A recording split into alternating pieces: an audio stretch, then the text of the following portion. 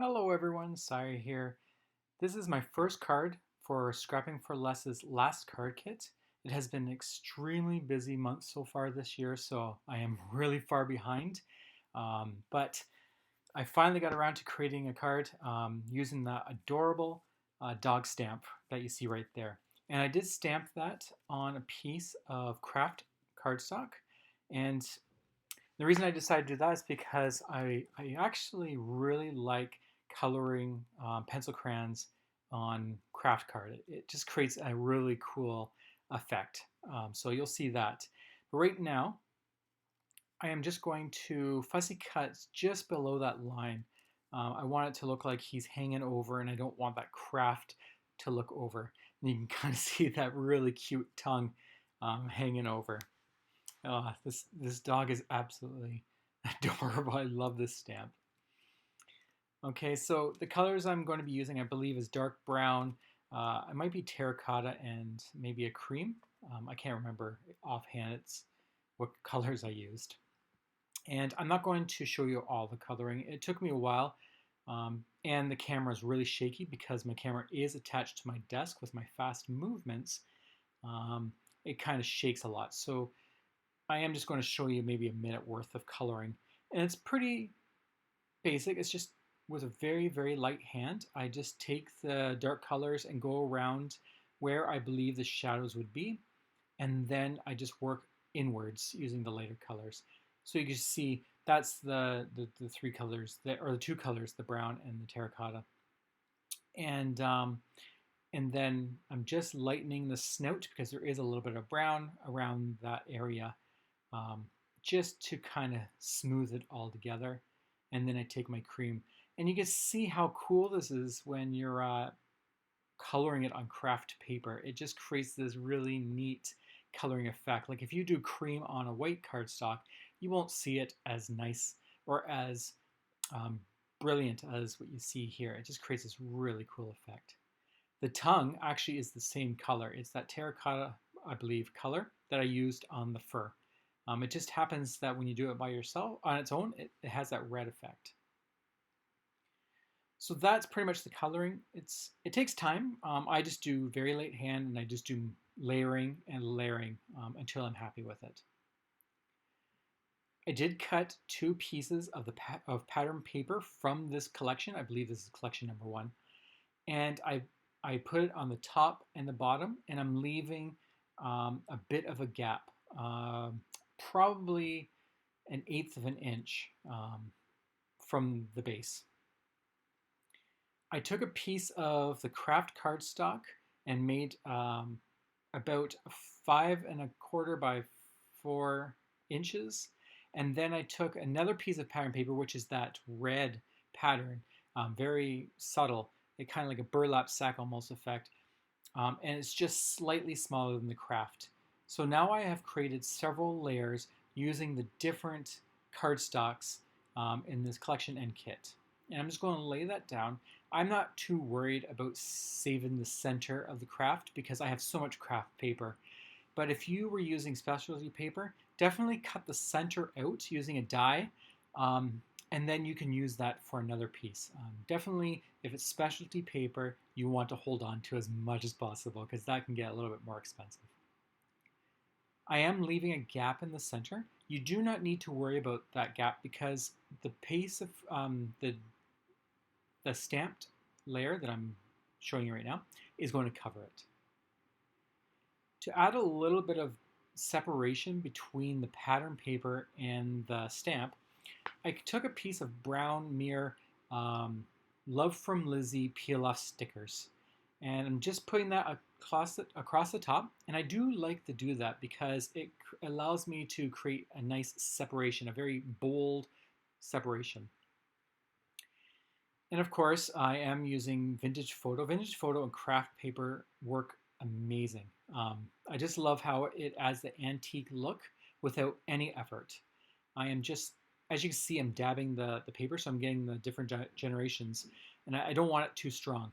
So I'm just smoothing it out around the paper, and I'm also going to do the base of the card. Now that I'm speaking, I kind of feel like I accidentally made this video a little faster than normal. Um, I thought this was only a 2 time, but I think this is going really fast. I'm having a hard time keeping up with my talking over. So if this is too fast for you, I'm sorry about that. Um, Anyways, what I'm going to do next is take some Love from Lizzie stickers again, but I don't want to go all the way across, so I'm going to try something different. I cut a little slit, and I'm going to stick the Love from Lizzie peel off stickers between that and then go across so that I'm just covering the left side and the right side. And the reason I cut a slit is so that I can actually stick it behind the cardstock so that it's nice and secure. You don't need to do that. If you had laid it just on the top, it just means that it could peel with time. So I didn't want to do that, and I wanted to give this a try. So I did the exact same thing on the right-hand side. And there you go. Now you got the top and the bottom, but the bottom's not covering the whole thing.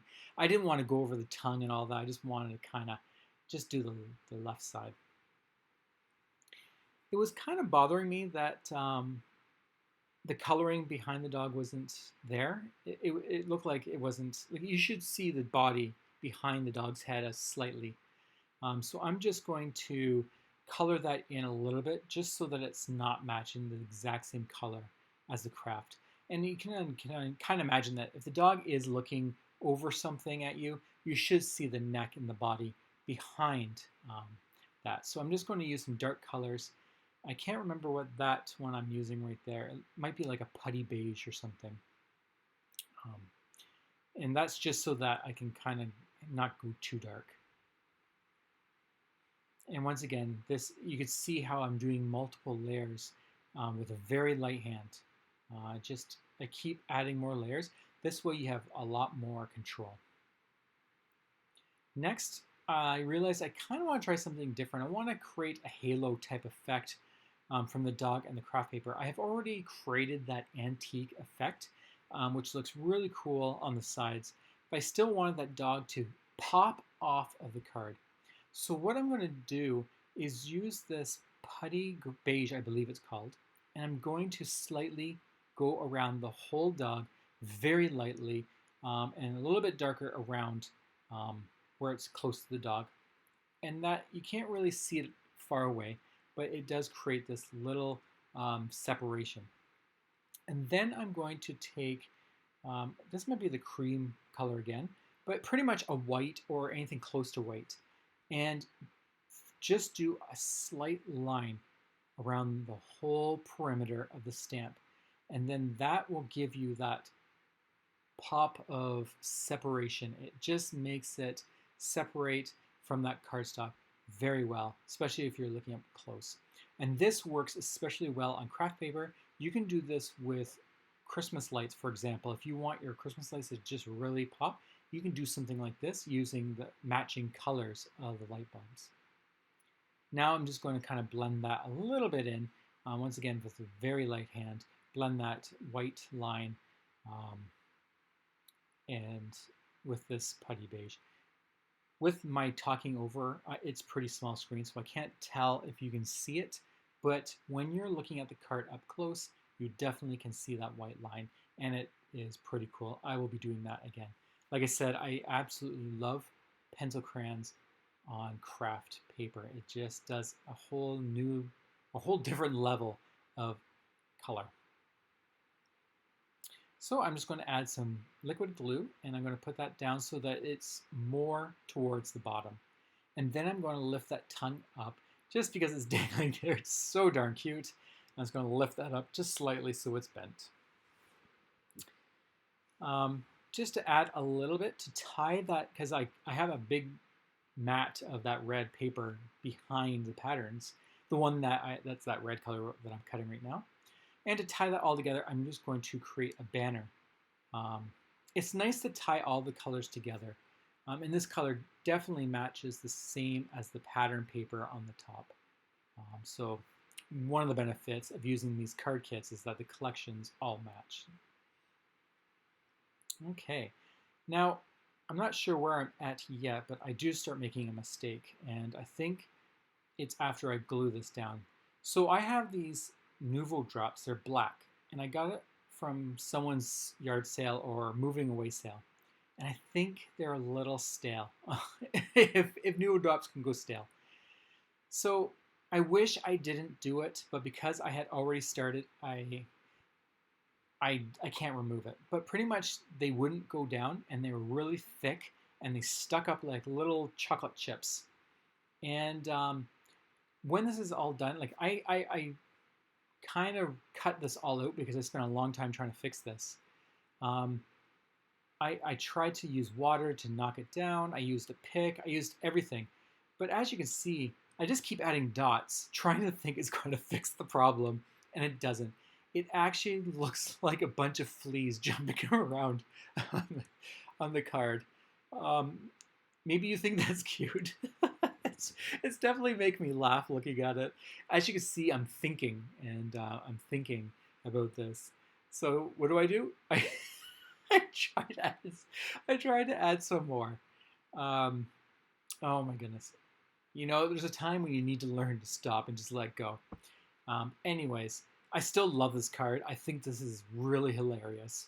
I'll never throw it away, um, but it is funny how I might throw away the Nuvo drops. I think they are bad because it's too thick. It's not like a liquid. It's almost like a paste, unless it's a different type. Anyways, so that is it. That is the card I have made. It's the first one. Like I said, I am really behind because it is a really busy time of the year right now for me, but I am moving forward. So I hope you enjoyed this. I hope you had gotten some inspiration to get those pencil crayons out to work on craft cardstock or whichever mediums and tools you would like to use. So until the next time, have yourself a great day. Take care, and I'll talk to you guys later. Bye.